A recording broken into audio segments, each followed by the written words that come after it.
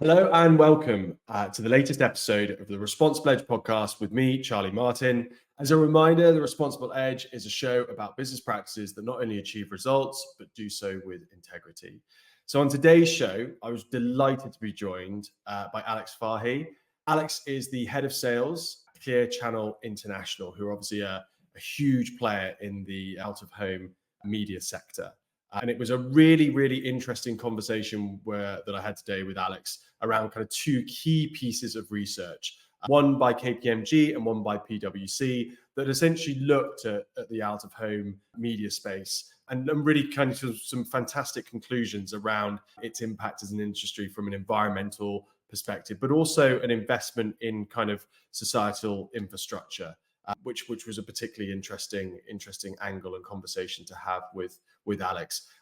We then also talked in a bit more depth about Clear Channel and some of the really interesting things that they're doing as an organization in order to sort of further their sustainability credentials as an entity. So just wanted to say a big thank you to Alex for giving up some of his time this morning and having a conversation with us. As always, really keen and interested to hear any kind of thoughts, opinions, or comments, etc., that you might have for Alex or for Clear Channel as an organization, and any other feedback that you have for us too. So hope you guys enjoyed today's show, and thanks again for listening in. Alex, thank you so much for agreeing to give up some time this morning and join us on an episode of the Responsible Edge. As always, really keen to start, the conversation with learning as much as you're prepared to share about Alex. So we literally have had guests when we've asked them, like, give us a bit of background on you, that have gone back to, it all began at the age of 5 and I was kicking a football against the wall and I thought to myself, wow, I want to get into responsible X or responsible Y in terms of what I was doing. But we've also had people that have maybe made it a bit more succinct and clear around their career. So just want to hear a bit more about you, your background, experience, and sort of what you're working on at the moment. Yeah, no, absolutely. I think I'm going to be honest, I'm not the guy who wanted to do this from when they were 5 years old. But it's what's happened in society that's brought me to this stage. And I've been very lucky because I've been working in out of home for 16 plus years, and more than 10 of those at Clear Channel. And Clear Channel is the kind of company where there are lots of people who have worked here for more than 10 years, 20 years plus. It is a place that you can spend your whole career. And I think it's important to say that it's not just about sustainability. It is the full ESG spectrum that's really important in our company. And that has been the catalyst for me being in that environment and thinking, yes, I enjoy my job. I've done 6 years in the UK part of the business and now 5+ years in the international side, that you want a bit more out of your job. You want to be able to sleep well at night and know that you're in an industry that cares about the environment. And that's the kind of company that I work in. What I would say is and we'll come on to this, we have this kind of platform for brands and platform for good, which started before the pandemic. But I think during the pandemic was a big moment for introspection for a lot of people. And that's where what is now known as Project Jade formed and made this kind of lovely environment. It's people who are, initially volunteering their time outside of their normal job to do the work that is necessary for science-based targets, for the very complicated Carbon Disclosure Project document, which is over 170 pages long. And for me, I was magnetized towards this group of people. One of the people in there is a guy called Martin, who has been doing this job more than 20 years. So he's always been around the company doing health and safety and sustainability, which is the fabric of our infrastructure business. And now he's like one of the most popular guys in the company because of all the work he's done. He's really celebrated. So if you get to work, and they're the clever people, the stuff that we're going to talk about today, they're the clever people, the industry experts, the type of people you usually get on this show.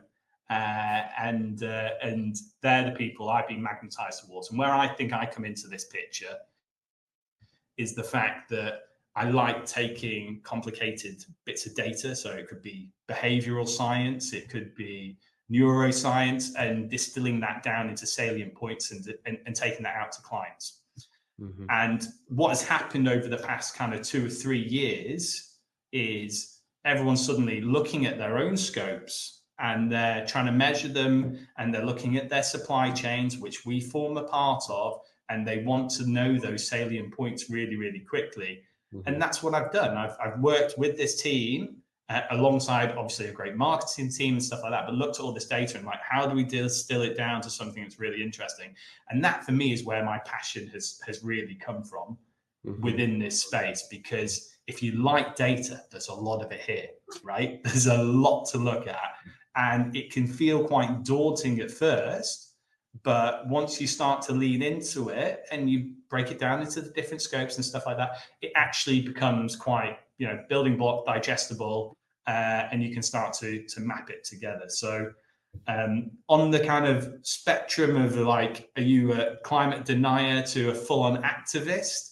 I'm somewhere in that upper middle. I'm not going to go out and get on the picket line just yet, but I really celebrate the people who do that. When I see Just Stop Oil and people gluing their hands to the pavement, it's because they've seen what's about to happen. Mm-hmm. I mean, I can't believe that The Inconvenient Truth came out in 2006. It's nearly 20 years ago, and we're only just like looking at that. And I remember seeing that documentary then and thinking, "Wow, this is scary stuff." Alex, I'm sorry, I'm gonna have to interrupt you. You mentioned that the passion for data and the passion for what we've done with data. When you think about responsible and ethical business practice as a whole, and obviously that's the kind of core focus for our show, and you think about the importance or the potential for data, can you just talk about the marrying up of those two things and why you think, or what the opportunity is when it comes to the utilization of data in order to build a more ethical and responsible way of practicing business? Yeah, let me think how I would phrase that. I think when it comes to the amount of data out there, there's two angles that I kind of look at it from. There is the data that is required to make sure, and this is an auditing game. Let's be completely transparent about that. You need to audit absolutely everything. And that's where it makes my job easier, because our company does a lot of auditing of all our supply chains, and we have access to all that data. So you've got the team internally who are creating the science-based targets, making sure we're mapped against everything. They're putting that into these amazing documents like the Carbon Disclosure Project. But there is a requirement for advertisers to also understand those documents. And they're not going to read 170-page documents on our company. And in fact, we've got two types of advertisers out there at the moment. We've got advertisers who are doing a lot of due diligence themselves and analyzing companies like ours, and they're doing it properly. And then we've got other companies that are being, if I'm being honest, a bit lazier, and they're just sending through a legal document saying you have to do this our way, rather than looking at our work that we're doing and submitting publicly. And that's the challenge that we've got in this environment with data at the moment, is everybody scrambling to get it into a place where they can comprehend it. So, as an advertising industry, we all want to move towards this kind of apples for apples scenario. And it is starting to come through. So there's some amazing work going on with the World Federation of Advertising, with GARM, who are creating a way of measuring carbon emissions across the industry and making it like for like from media channel to media channel. And that's where I think we all need to align massively. Because it shouldn't be a case of somebody trying to get a commercial advantage in this particular space, in my opinion. And on that point, Alex, and actually I've got two questions, sorry. And one thing we didn't manage to clarify, can you confirm your role at Clear Channel? Because you've touched upon a few different things, if you like, and Yes. I don't think we actually established exactly what you are responsible for and what you're doing. Yeah, no, I'm head of sales. So probably not your typical guest on this show. So I am going to be coming at this from a client point of view and how they process it. And I'm head of international sales specifically. So we have 22 countries in our portfolio. We're big in the US. We've got 4 markets in Latin America. We've got 12 markets in Europe, and we're predominantly a Northern European business. So that is the likes of UK and Ireland, Benelux, Nordic regions. We have some Baltic countries. So yeah, we're a big entity. So there's a lot of measuring that needs to go on. Our UK team is slightly ahead, but we are planning to roll this across all of Europe, and the US and LATAM businesses are doing it in their own way as well.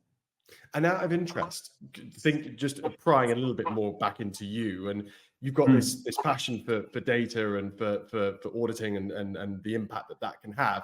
How does that kind of play into or affect the sales role? Like how do the two go hand in hand? I mean, typically you don't think of people that are passionate about data and numbers and auditing to be sales people.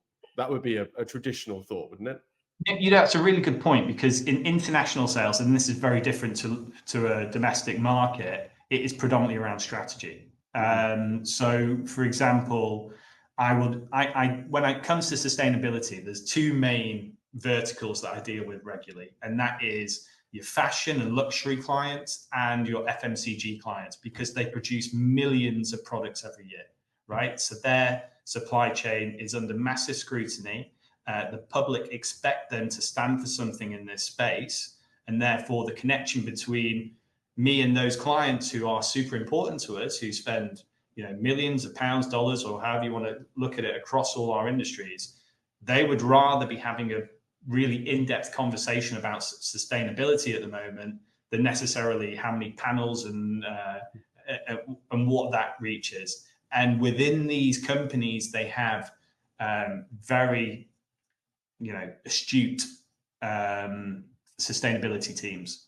So I can't go in there with a sales presentation. I need to know what I'm talking about when I'm having that conversation. And one of the things that we found particularly helpful is, because we were taking many different presentations out and research pieces, is just simply breaking it down to what we're doing in each scope and how we're reducing it and how we're going to hit our carbon net zero targets. And actually breaking it down into this really simple format, which has been provided to us, has been really successful, because they know exactly what we're doing and how we're supporting, our industry. Because advertising in times of economic uncertainty and climate emergency could be seen as a luxury. So we have to become sustainable. That's a really salient point. Very, very key point.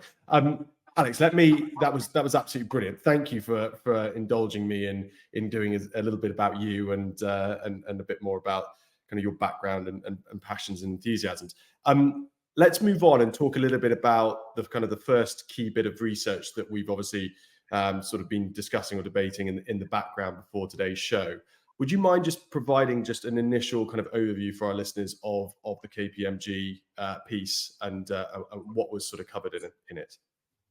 Yeah, no problem. I think it's been a really widely accessed document. It's something that the industry is looking for at the moment. We have lots of the big holding companies making their own carbon calculators and starting to measure media and their carbon emissions. But I guess the big headline is, what is the most responsible media choice for advertisers? And that's why Outsmart, which is the governing body for out of home in the UK, commissioned a research with KPMG, and they measured the 6 different channels in this research. So it was out of home, there was also TV, press, radio, online and digital, obviously, and print.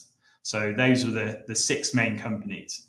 and they looked at two main things. They wanted to see power consumption and also carbon emissions that were produced. So there are two things that they were researching in this, but they did a full life cycle assessment. It was a very in-depth piece, and they looked at everything from the manufacturing stage, the storage, transportation, all the way through to display and reading it. So it was the power consumption and the carbon emissions across that whole life cycle. So very, very comprehensive.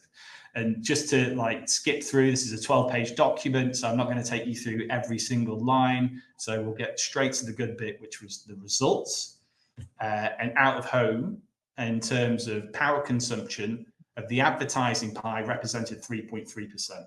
So if you look at that through the lens of power consumption in the UK, we represent 0.067%. And that's the whole, the whole out of home industry. Amazing. And we have this superpower, which is that we're a one-to-many medium.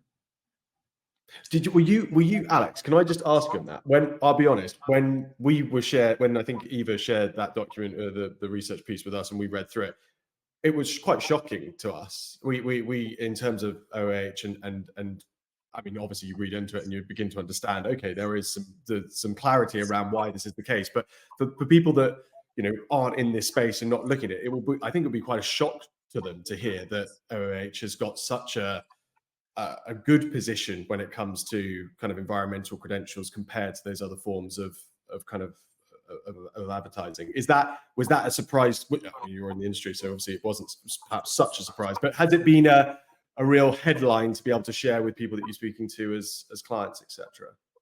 Absolutely. I think people were already waking up to the fact that, one screen of ours, we're a one-to-many medium, can reach lots and lots of people. So even though, it's out in the public as well, it's hard to kind of view what a screen outside versus your phone versus TV. It's really hard to quantify all this stuff. And, to give you a representation, and this is certainly, all media channels work differently. Our superpower is one-to-many.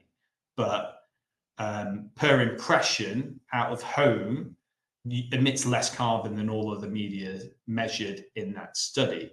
And if you look at research from ThinkBox, you can see that to reach 86% of the UK population, you need about 27.2 million TVs, right? Now, if you just look at Clear Channel's estate, we've got 3,500 digital screens in our estate. And if you bought all of them, no one's going to buy all of them, but if you did, you can reach 75% of the UK population. So you've got 3,500 screens versus 27 million. So that's the kind of numbers we're looking at. And, this isn't media bashing or anything. It's literally saying, this is how out of home works. So we were expecting good results from this particular research, but it came out in a really positive light. What do you think? Because I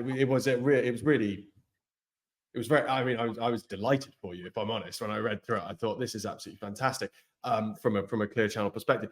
I've got two questions. Like, just talk me through the naysayers, the critics, if you like, of this piece of research. What are the sorts of things that somebody who perhaps works in some of those other media spaces would look at with this and say, well, it's slightly missing the point here, or it's perhaps not covering that there? I know it's difficult, but it's interesting to kind of think about it from the other perspective. What do you think? Well, I mean, that's really where this research started, because it's a repeat. We did it in France initially. And at the time in France, there was potential. It was just after the Ukraine-Russia war started, and there was power shortages. So there was a worry that we would have blackouts across Europe at that time. So this research was commissioned to kind of have a look at where out of home fit in that pie, because everyone's like, well, we could just turn the screens off. And then we could save power, right? I was like, well, actually, maybe people don't understand our industry fully, because we are actually an infrastructure business as well as an advertising business. Without the screen, it still needs to have like a bus shelter in the ground, right? all those things still need to happen. And, you know, our MDs say this: if you took away the advertising panel, we would still exist as a company, because we you know, somebody needs to put the bus shelters in the ground. They need to look after them. They need to repair them. And we also, when we take on a contract, it's not just the advertising shelters we look after. It's all the shelters in the whole contract. And I don't think people are aware of that. So by slapping a panel on the side of it, it pays for it all. And it also generates revenue for the local councils and communities. So it does a lot of good. And that's why we say we have this platform for brands and a platform for good. So that's why it was originally commissioned, because it was there to say, well, actually, you can't see all the energy consumed in all the other media channels, but you can see ours because we're on the street. So it's an easy target for you to have a look at. But if you go down into what we do as a company in our industry, we offer a lot back to the community. And that's been a big part of the story that we actually take out and is getting a lot of attention at the moment. It's fascinating. It's that, you know, advertising for good in many ways, you know, in terms of what the impact that you're having on a societal level, an infrastructural level, which is fascinating. We're going to talk about the PwC piece of research as well, which obviously talks a little about this in a bit more detail. Was that before the KPMG piece, or was that done alongside it? Just explain a little bit about where that. Yeah, the PwC piece was actually done before. I think the best way to describe it now is the KPMG first, and then you would go on to the PwC, but it was done first. And that was kind of to talk about all the good things that we do. So we've often said roughly around 50% of the money that comes into out of home goes back into local councils, local transport, and local communities. So that's the headline. But as we mentioned earlier, we're talking like this is all about auditing. So if you've got KPMG and PwC doing external audits and proving the arguments that we're taking out to our customers, then it adds a lot of weight. So asking PwC to quantify this and make sure that what we're taking out is correct for the whole industry seemed like the right idea to do. Do you want me to go into a bit more depth on that research? That would be, just the nature of what was uncovered would be interesting. So within the PwC research, they looked at 9 of the biggest out-of-home players, and they represent 92% of the revenue. So it's a really, really good data set. And because we've got all this data for a long time, they could look at 14 years worth of how much money we've been giving back to councils in it's business rates, it's infrastructure, looking after transport contracts, it's charitable donations, renewable energy that we purchase that goes back into the grid. So those were the main things that it was looking at. We provide a service to the public, and it is paid for by advertising. And that is as well defibrillators. It is solar panels on top of shelters to power the courtesy lighting. So there's a lot that goes into what is the humble bus shelter, and also other transport linked devices as well. Yeah, fantastic.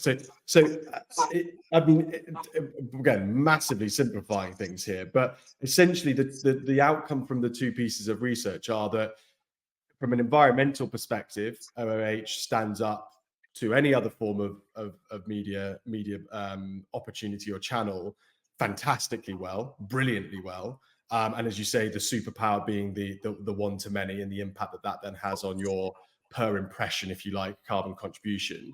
And then the second sort of piece of research from PwC says not only that, but beyond it, from an infrastructure perspective and a reinvestment into essentially key aspects of sort of societal infrastructure, that's another key influence that OOH has as well. So is that a fair sort of broad synopsis of what these 2 pieces of research have presented? I think that's the best way to look at it. Yeah, I think, from a brand perspective, are they choosing a sustainable media channel? And the answer is conclusively yes. Why? Why is out of home so sustainable? It's because we can control the end-to-end supply chain. So we can make sure that we're buying renewable energy in. We can make sure that we are using electric vehicles to go and clean the sites. We can make sure that we look at projects to even reduce the amount of time that we have to go to those shelters, because we're constantly looking at our scopes and trying to reduce them to get to carbon net zero. And as part of that, and this is a key thing as well, when we go for a tender process, up to 25% of the scoring is based on sustainability. So this isn't something that we've just started doing because it's in fashion. If we don't do that and we don't improve our sustainability credentials, we start to lose our estate. Our business starts to disappear. So fundamentally, it is part of our business plan to be as sustainable as possible. Otherwise, we will lose out to our competitors. So there's this really healthy competition between the big players to actually get this right. And Alex, let's just, and again, I know it's not sort of your area of focus, but how does you describe there the end-to-end operational control that you guys have got? How does that differ when you're thinking about print or digital or TV? Like, can you just explain to us the difference, if you like, in OOH being able to have that end-to-end operational control and other forms of media perhaps not being able to? So it's a very good point. At the end of the day, if you work in TV or online, they have a responsibility to take advertising and get it to the consumer, but they have no control over where the phone comes from or where they buy the TV from, where the actual viewing device comes from, whereas we have full control over that. So we can look at best practices to reduce our carbon emissions in the actual, what we call the capital product, basically.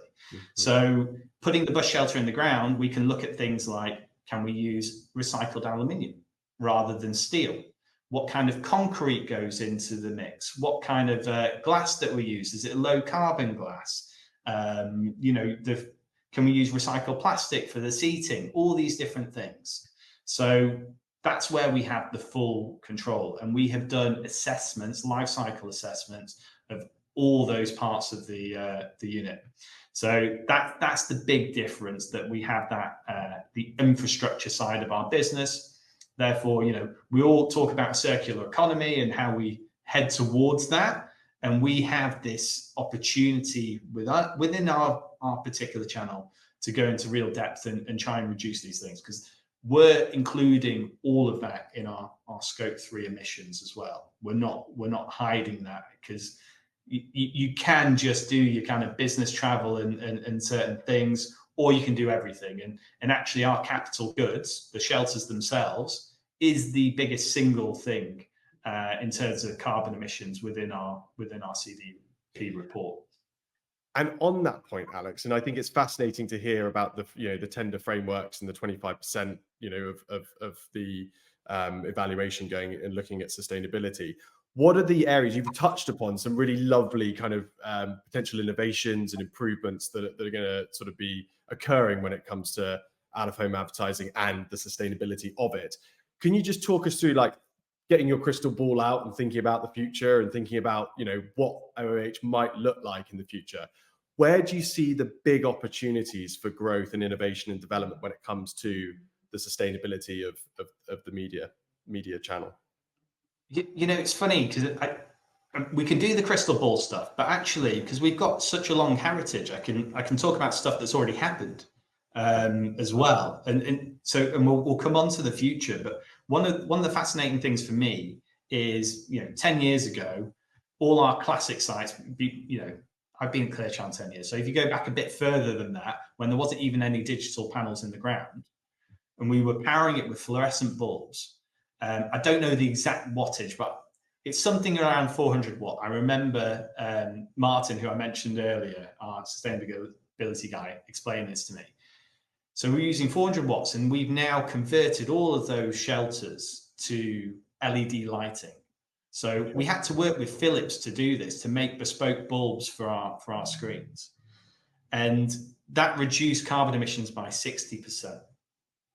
Now, if you skip ahead to digital screens, our latest digital screen that we're putting in the ground uses roughly about the same amount of energy as those fluorescent bulbs did back then. So we've gone through that transition, we've improved our technology, and over that time span, we've managed to come up with a screen now that uses a similar amount of energy as those fluorescent bulbs. It's incredible. Incredible. So that's, for me, that's already living it to a certain extent. Mm-hmm. And what we'll continue to do, I mean, the holy grail, right? Whether we'll get there would be a solar panel using that, powering that screen. So we take that fully off grid, and we already have off grid shelters that are using solar panels. So we're using those in Spain. We will be bringing them to other markets. And that is the kind of advantage of having a big company, is that you can trial things in different markets, and when it gets working, you can then export that across. So yeah, taking everything off grid. And there is another, and I'll quote our MD Will here. He said, if you took all the power consumption of the out-of-home advertising industry in the UK, it's roughly about 12 wind turbines. Okay. So that's, maybe we could just buy 12 wind turbines and take ourselves on. That'd be a lovely scenario. But he's a big sky thinker, and I love where his head goes sometimes. But I think that's important to know, that it is the managing directors, the CEOs in this company. It's coming from the top down. That they're looking for the best innovation that they can think of. Do you think, and again, I know you've worked at Clear Channel for 16 years and in the industry for that time as well, so this might be a difficult thing to answer, but you mentioned the 25%. I'll keep coming back to that because it really struck me, that 25% of evaluations on tenders looking at sustainability credentials. Do you think is there a uniqueness to this, do you think, for the OOH industry? Do you think that sort of the other media industries, do you think that they're sort of lagging behind? I know we've already seen the KPMG research depicting that obviously you guys the industry is doing particularly well when it comes to sustainability, but in terms of the focus on becoming more sustainable, becoming more environmentally friendly, do you think it is a fairly unique thing to OOH, or do you think that it's also a significant concern for the other sectors as well?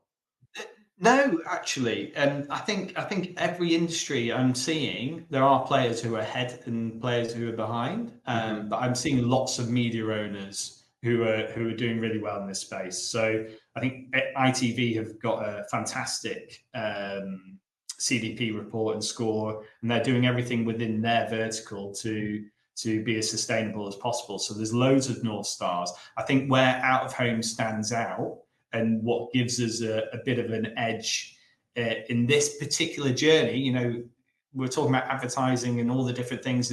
We're really good at branding, right? You use performance channels to do activation. There's a space for all of us in this.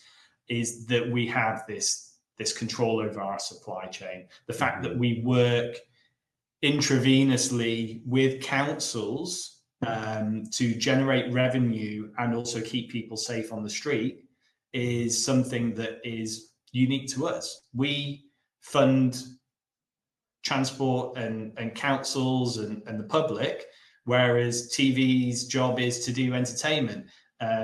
Online's job is to give you information and do different things. So we just have a particularly strong point when it comes to this one-to-many thing. And I know I keep coming back to that, but that is why our sustainable credentials are so strong. But within that, we have this 25% that we discussed, which also means that we have to be as sustainable as possible within a channel that by default has some great sustainable credentials. So in fact, if anything, that's powering us to go further and quicker, because we can see how we can get to that carbon net zero target.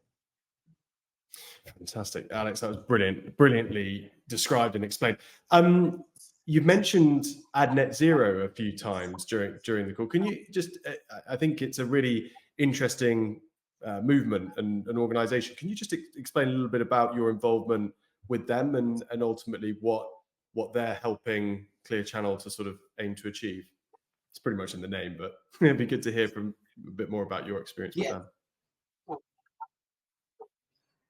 Yeah, I think, it's something, it's definitely been the North Star for our industry. We're all really glad that this entity exists. And pretty much, as far as I'm aware, all the out-of-home companies that are major players have signed up to this pledge. We, as a company, have signed up to achieving net zero for scopes 1 and 2 by 2030 and scope 3 for 2045. So to be in line with the Paris Agreement. And what they've done really, really well is galvanize the industry. It's given us a platform to get companies, other organizations like the World Federation of Advertising, and now the GARM report, which is creating this Apple's measurement system between all media, and it's all funneling through this one place. And I'm going to be in Brighton next week for the Media 360, which is an amazing event, and I'm pretty sure we'll see Ad Net Zero will be there, and they'll be talking to all the leaders across media owners and agencies. And when they get on stage, there's this collective feeling that we've got something to work together towards. I think it isn't about saying one media is better than the other. It's about how we take the whole industry forward and we all learn from each other. And I think that's what they symbolize for us. That sense of peer-to-peer support of growth and development and understanding as a collective. What a refreshing and incredibly needed way of approaching the existential threat of the climate emergency. Alex, let me ask you. I know we jumped around a little bit here, but I was interested in getting your take on Ad Net Zero.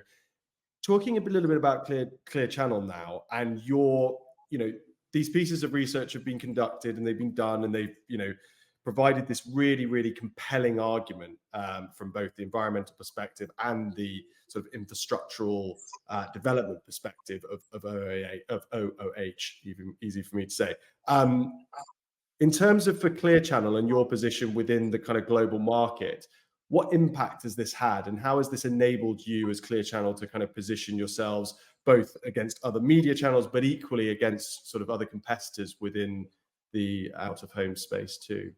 We're at this stage now where mostly the main thing that's happening is measuring. So a lot of the whole companies have their carbon calculators, and the advertisers within it are starting to look at their supply chain. So at the moment, it's a measurement exercise. What it will evolve into, which is what I think a lot of media owners need to future-proof themselves for at the moment, is that they might start to choose one media owner over another. And if they want to reduce their carbon emissions, then they might say, well, I will go with media company A rather than B because they've got their ducks in a row. And I think, that's coming down the line. And if you ignore that, then it could come back to bite you in the not too distant future, because I'm seeing now it was, the first couple of years that I was really getting into this space with advertisers, it was all about education, but that education has now got to the point where they can start to make those kind of selections, and it's accelerating a lot quicker than it originally was. So yeah, I think this is the time to make sure that when you are scrutinized, that you have a KPMG document to explain this, or a PWC document to explain this. Because if you just take results out without it being audited in what is a very heavily audited world, you're likely to come up with some challenges which could be avoided. And Alex, now prying into a little bit within sort of Clear Channel's competitiveness, if you like, when it comes to sustainability credentials against other players within the market. We don't have to name names, but what are the kind of what are the sort of comforts, if you like, that you have regarding Clear Channel's position when it comes to, the sustainability credentials? Yeah. you know, for me, sitting on our Project J team, I get the luxury, I would say, of hearing what we're doing on a day-to-day basis. So, you know, oh, we're trying this new type of glass, which has less carbon emissions than that type of glass. That, oh, we're working on refurbing a new bus shelter. So actually, if you refurbish a bus shelter, you can save 90% of the carbon emissions, which is huge compared to putting a new one in the ground. So these are the things that give me huge confidence that we never stop. It's constantly what's next. And you know, when a win happens, we don't take it out to market straight away anymore, right? That's the early days. Now we're expected to keep on improving and moving forward, because we've got lofty ambitions to hit those net zero targets. It's not going to be easy. 2030 can come and go for a lot of companies, and they might not achieve it. You know, that's the reality of the situation. So yeah, I have a lot of confidence in that respect. I know that our competitors are doing the same. And actually, rather than thinking, oh, they might choose us over that one, when you break it down from out of home specifically, because we're so much lower in carbon emissions per impression, then it's going to be negligible between one out of home media owner to another. But compared to other media channels, we are significantly reduced. So for me, as a salesperson, I want my competitors to do as well in this space as we do, because we want to move our industry fully into, like, when it comes to selecting a media channel that out of home doesn't go off the plan because we've done this as an industry, that's significantly more important. Super interesting, Alex. Let me ask, I want to just, it's Project J, isn't it? Just so is it Project Jade. Project J? Jade, like the stone. Jade. Jade. G-A-D. Yeah. G-A-D. Jade, yeah. Like the green stone. I'm with you. Thank you for explaining it. Is that, you mentioned that, I think we had emails going back and forth before the episode, and you talked about how that was sort of a representation of the native, I think you used the term kind of the nativeness, if you like, of sustainability, and the requirement that actually every single person within an organization needs to see it as their own responsibility to be furthering, if you like, the sustainability credentials and operation of an organization. Is that, just talk us through, is that the thing that you mentioned just kind of breeds confidence for you, that you will, as a company, continue to evolve and continue to innovate in this space? Because you've almost got, I don't know how many people do work at Clear Channel International, but you've got a lot of people who are ultimately all get their antennas out for opportunities for growth and development. Is that part of your kind of conviction that you guys are going to stay ahead of the curve, if you like? 100%. It's like the people who are involved in our Project Jade are thought leaders in the industry. Like, you know, we have people from World Federation of Advertising and GARM leaning into us to help with their documents, because they want to know how we're approaching this. And it's not just one big hitting thing, it's lots of little things. It's going down to that granular detail. And you've got somebody from a risk point of view, you've got somebody from a product development point of view, you've got the CEO, you've got the MDs, you could even split it that way in the UK, at least, that you've got two managing directors, and that's very deliberate, because one looks after platform for brands and the other one looks after the platform for good. The reality is that they're symbiotic, but you could split it out that way. So from the very top down, it is involved. And actually, if you look into our carbon disclosure report, you can see that 10% of the board's bonuses is actually linked to sustainability goals. So yeah, it's in every fabric and every layer, and it does go down. Truly practicing what you preach, isn't it? Yeah, completely. And we're not a FTSE 100 company, right? We don't have a whole sustainability department. We've got an A- in our last CDP report, and we're relatively small company compared to the big companies that do CDP reports. Next year, we're hoping that they change it a little bit so it actually looks at the size of your business and all those different things. But at the moment, there's only one way of doing it, and it doesn't matter whether you're a tiny business or a massive business. You have to do this ginormous document, and those people live and breathe it. And when it's CDP time, like, you can feel it. You could like the amount of emails going around. There's this. It's like a pitch. It's like going for a big advertiser. It's that whole mentality. Everyone groups together, and because there's a lot of people who've been in this company a long time, and get along very well. It goes very well. Fantastic. Well, I think that's a brilliant sort of place to conclude that sort of part of our conversation, Alex. And thank you so much for giving us such an interesting insight into I guess broadly the industry and obviously the work that you guys are doing at Clear Channel. Always like to crescendo, as we mentioned before, the conversation with a question of advice and support that you would offer to any of our younger listeners out there embarking on their professional careers, concerned or thinking about the responsible or ethical issues that go into a commercial role. Be really interested to hear from your fairly unique experience of what you would offer as advice. Yeah, I think anyone thinking about doing more in this space is to do it. Obviously, that's going to be my advice. If I spoke to my younger self, I might be like, "Oh, well, would it be good for my career?" I'm like, "Well, actually, if you don't get this right and you aren't part of the solution, you might not have a career to go to in the future, because advertising can be considered a luxury. And if we don't get this right and we don't become this, sustainable method of reaching people, then we don't have an industry to go to. So if you're considering it and you're worried about whether it's good for your career, it's absolutely imperative that you get on board with this for your career. That would be my advice. I love it. It's the life-saving raft for the advertising industry. That's brilliantly ended there, Alex. Well, thank you very much for joining us on today's show. And well, hopefully we've not terrified you to the point where you won't consider coming back on. But if this is the once, then it's been great to have you. Charlie, it's been great to meet you. Really enjoyed it.